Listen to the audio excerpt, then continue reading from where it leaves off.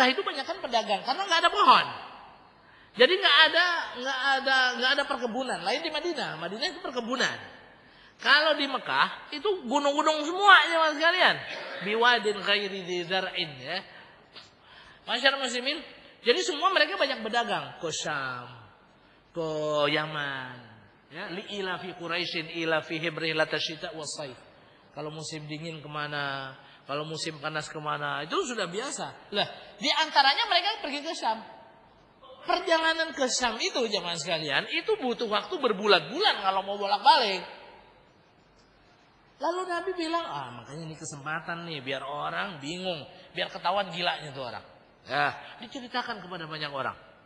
Orang sebahagian ada yang, apa iya dia bilang begitu? Kan? Sebagian sudah mulai ragu-ragu tuh jemaah sekalian. Apa akhirnya? Sebagian ada yang datang ke Abu Bakar. Dia bilang kesempatan nih Abu Bakar biar goyang Abu Bakar. Tapi ternyata tidak jemaah sekalian. Orang datang ke Abu Bakar. Abu Bakar, masa teman kamu Muhammad itu dia bilang semalam pergi dari Masjidil Haram ke Masjidil Aqsa, sekarang sudah ada lagi di sini katanya. Siapa yang bilang? Muhammad. Kalau Muhammad yang bilang, jangankan begitu. Yang lebih cepat aku percaya katanya. Loh, emang yang lebih cepat apa lagi katanya? Dia mengatakan kepadaku, kalau wahyu itu turun dari langit dalam sekejap, aku sudah percaya, apalagi itu lailan, sebahagian malam katanya.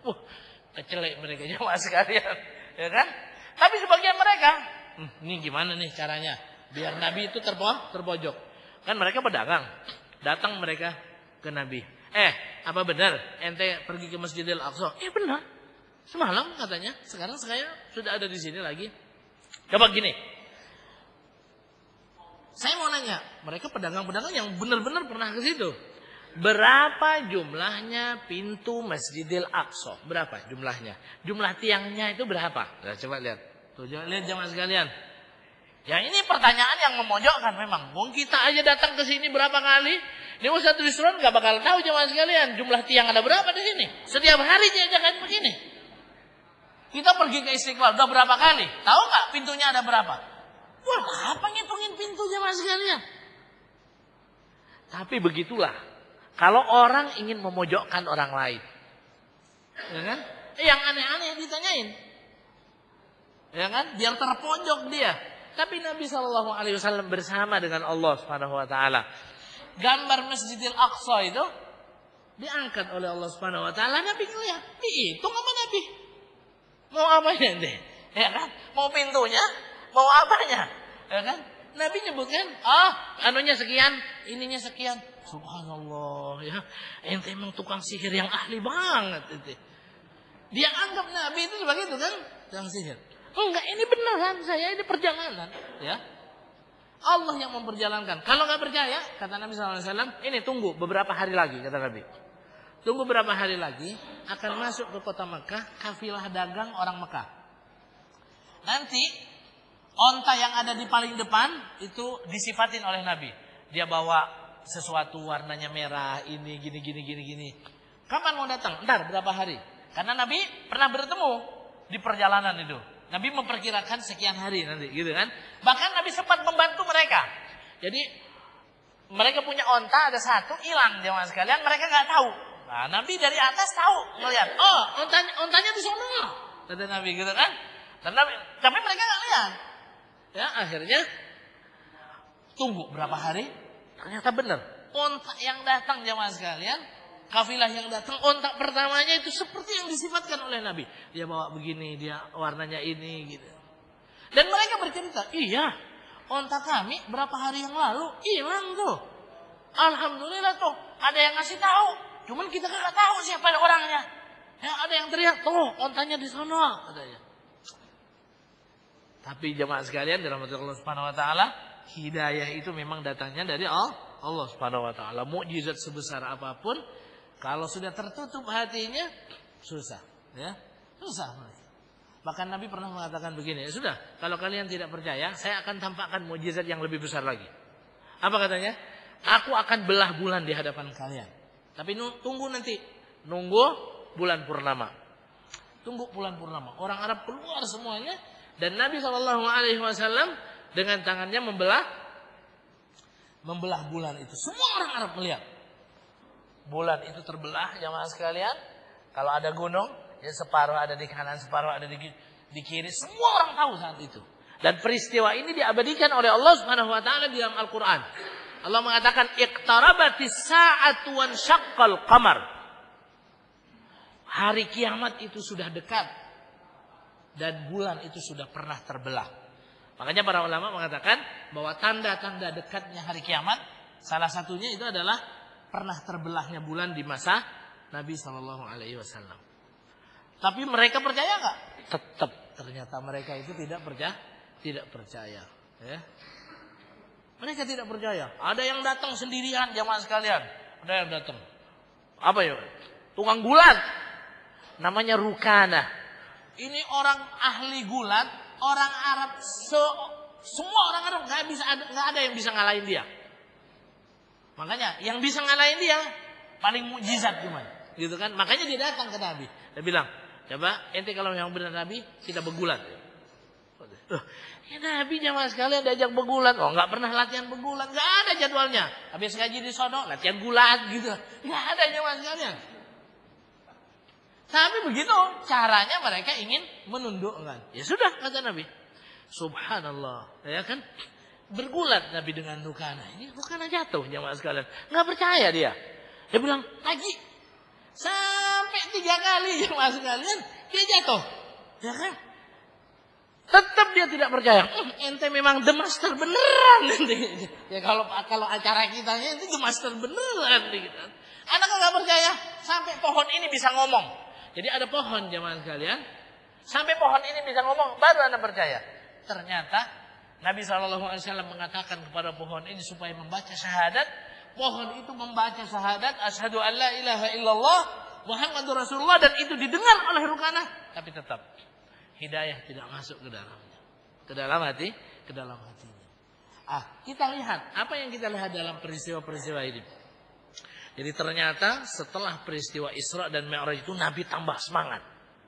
Walaupun penentangannya luar biasa. Lah, ini maksud saya, ini pelajaran yang paling penting dalam kehidupan kita. Kenapa Nabi SAW tambah semangat? Karena dia tahu bahwa pembela yang sebenarnya bukan Abu Thalib, bukan Khadijah, bukan manusia. Kalau kita ingin mencari pembela kita yang sebenarnya tak lain adalah Allah Subhanahu wa taala, Al-Hayyul Qayyum, yang maha hidup. Al-Qawi, yang maha kuat. Al-Ghani, yang maha kaya dan maha segala-galanya. Kalau kita berharap sama orang jamaah sekalian, sebesar apapun, setinggi apapun derajatnya dia, mati juga. Mati juga enggak mati ya? Ada yang enggak mati manusia jamaah sekalian. Kedudukannya tinggi gitu misalnya, ya, sampai malaikat maunya segen, takut gua gitu kan. Ada anunya di situ. Ada penjaganya, resepsionis lagi, gitu misalnya. Ya, nggak ada model begitu. Makanya kalau seseorang itu bersama dengan Allah, dia akan kita yang miskin. Kalau kita bersama dengan Allah yang maha kaya, kita kecipratan kekayaan Allah. Kita yang lemah, kalau kita bersama dengan Allah yang maha kuat, kita akan kecipratan kekuatan dari Allah Subhanahu Wa Taala. Masyarakat muslimin, sahabat-sahabat yang pemberani itu. Badannya tidak gede-gede semua, enggak. Ada yang kecil-kecil jemaah sekalian. Tidak seperti Sayyidina Umar semuanya, enggak. Sayyidina Umar memang gede jemaah sekalian. Sahabat itu yang gede katanya Umar bin Khattab sama Khalid bin Walid. Ini orangnya gede. Kalau orang pada berdiri semuanya, yang kelihatan cuma Abu Bakar sama Khalid. Wah, makanya kalau duel mantep banget tuh 2 orang jemaah sekalian. Satu emang masuk Islamnya duluan, satu belakangan masuknya. Ya.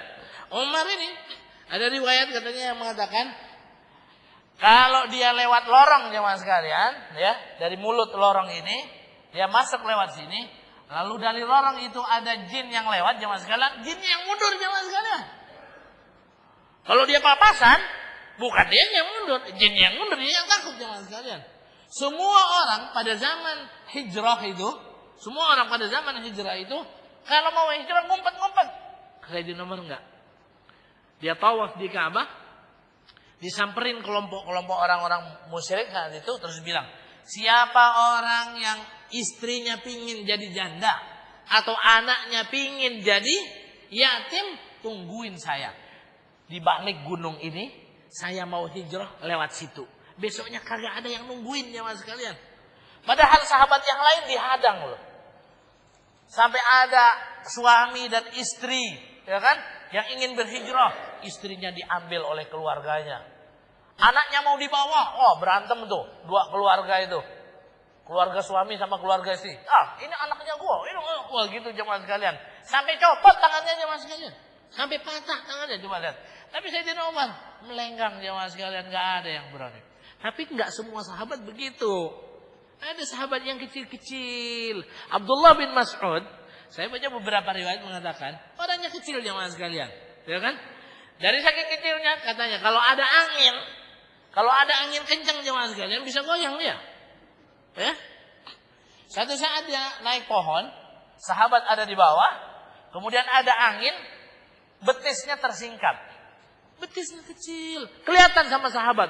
Sahabat ketawa jemaah sekalian, melihat, loh kata Nabi, ente ketawa, kenapa ketawa? Ya Rasulullah, kami ketawa ngelihat kecilnya betisnya Abdullah bin Mas'ud.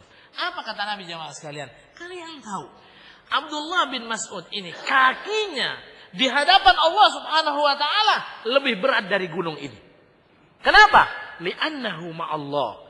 Karena dia bersama dengan Allah Subhanahu wa taala. Nahnu sigar, kita yang kecil ini, kalau kita bersama dengan Allahul Kabir, kita akan mendapatkan kebesaran Allah. Kalau kita suruh menghadapi tantangan ini jemaah sekalian, yang ada dalam kehidupan ini dengan kekuatan kita sendiri, kita nggak mampu kayaknya, ya kan? Masalah ini, intar ini, macam-macam, ya kan? Ini kalau kepala ini bukan bikinan Allah Subhanahu Wa Taala, jemaah sekalian, Allah meleleh mungkin, ya. Saya punya ipar jemaah sekalian dibotakin tuh. Ente kenapa dibotakin begitu katanya? Wah, anak punya masalah gede banget gitu kan. Ini biar ini katanya, biar adem katanya. Ini sampai panas begini. Ente kalau punya telur ditaruh di sini matang kali. Dari saking ininya dia mengungkapkannya begitu. Tapi karena dia bikinan Allah Subhanahu wa taala. Kita sendiri mengatakan la haula wala quwata illa billah. Makanya kalau ada masalah, kata Nabi sallallahu alaihi wasallam, dan sahabat mengatakan begini, Rasulullah itu kalau ada masalah, hubungannya kepada Allah itu diperkuat. Dengan apa? Shalla lillahi raka'atain. Salat 2 rakaat. Jadi setiap orang, Nabi kalau ada masalah, salat. Perbaiki hubungan dengan Allah Subhanahu wa taala. Karena dia yang memiliki segala sesuatu. Enggak ada yang sulit di hadapan Allah Subhanahu wa taala. Masyaallah muslimin rahimakumullah, banyak tantangan yang kita hadapi dalam kehidupan ini. Kalau kita hadapi sendiri, mungkin kita nggak mampu. Stres mungkin kita jemaah sekalian. Tapi kalau kita bertawakal kepada Allah, kita yang lemah bersama dengan Allah yang kuat, kita akan mendapatkan kekuatan. Kita yang miskin bersama dengan Allah yang maha kaya, kita akan mendapatkan kekayaan itu. Ini pelajaran penting yang ingin saya sampaikan melalui peristiwa Isra dan Mi'raj ini. Innahu huwas sami'ul basir. Sesungguhnya dialah Allah yang maha mendengar, tahu apa yang kita ucapkan semuanya, tahu keluhan kita, keluh kesah kita, Allah tahu jemaah sekalian. Dan basir, Allah melihat bagaimana kondisi kita. Kalau kita kembali kepadanya, Allah Subhanahu wa taala akan bantu kita. Kalau kita menjauh, Allah juga akan menjauh dari kita. Baik, ini saja jemaah sekalian dan dapat saya sampaikan. Terima kasih atas segala perhatian dan mohon maaf atas segala kekurangan. Kita tutup dengan hamdalah. Alhamdulillah rabbil alamin dan kafaratul majlis. Subhanakallahumma bihamdik, asyhadu an la ilaha illa anta, astaghfiruka wa atubu ilaik. Assalamualaikum warahmatullahi wabarakatuh.